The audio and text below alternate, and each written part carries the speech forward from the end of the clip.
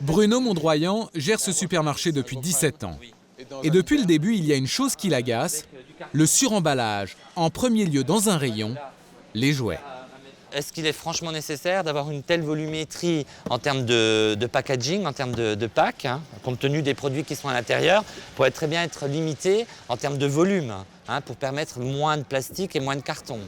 Pour nous le prouver, Bruno va faire une petite expérience. Alors je vais vous montrer qu'en fait le produit pourrait très bien vivre sans la partie plastique, avec uniquement en fait le carton, et que le produit serait complètement commercialisable sans souci.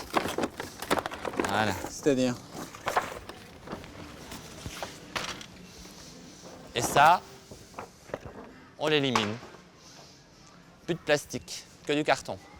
Ouais, mais alors j'imagine que pour le transport, ça serait beaucoup plus fragile. Les produits sont attachés au niveau du carton, donc il n'y a pas de souci. Donc la fenêtre pourrait très bien être éliminée. Cette fenêtre-là? Cette fenêtre-là, en l'occurrence. Hein, d'accord, donc celle-là qui, est pas elle, est indispensable. absolument, je dirais, non recyclable. Donc, ça, c'est non recyclable, ça c'est non recyclable. Ça va directement, je dirais, en déchetterie. Et ces plastiques dont on pourrait se passer, selon lui, il y en a partout. Au rayon dentifrice. Et hop, plus de plastique. Mais aussi aux produits d'entretien, aux fruits et légumes ou encore au rayon fromage. Ici, on trouve de plus en plus de morceaux emballés dans des barquettes et des films non recyclables. Un système peut-être pratique pour les clients, mais un vrai gâchis pour l'environnement. Il y a pourtant un moyen très simple d'éviter ce suremballage. Je peux demander à ma serveuse de me servir un morceau de mascarpone qu'elle va m'emballer traditionnellement dans une feuille de papier. Donc on éviterait effectivement la barquette et le film. Et ça coûte exactement le même prix.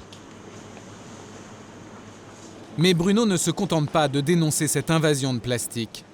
Pour éviter que tous ces emballages ne se retrouvent dans la nature, il a installé des bacs à la sortie de son magasin.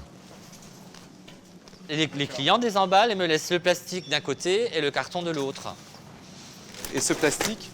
Ce plastique, vous allez le mettre dans le box plastique. D'accord. Des emballages collectés que Bruno va confier directement à des centres de recyclage. Des initiatives comme celle-ci se multiplient de plus en plus en France. Mais on pourrait aller beaucoup plus loin. Car tout près de chez nous, certains ont déjà inventé ce qui pourrait peut-être un jour remplacer le plastique.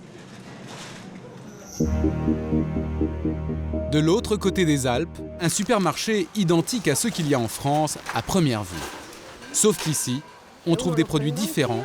Cet essuie-tout, par exemple. Qu'est-ce qu'ils ont de particulier, ces produits? Eh bien, ils sont particuliers parce qu'ils sont emballés avec une matière qui s'appelle le Materbi. Vous voyez, c'est écrit là. C'est quoi, Materbi? C'est un produit biodégradable. Ça, là? Oui, c'est ça, c'est du Materbi. C'est quoi la différence avec celui-ci? Eh bien, celui-ci, c'est du plastique. Alors que celui-là, c'est végétal. C'est un emballage complètement végétal. Et si j'ai le choix entre plusieurs produits, je prends toujours celui avec un plus pour l'environnement. C'est ma façon de faire un geste pour la planète.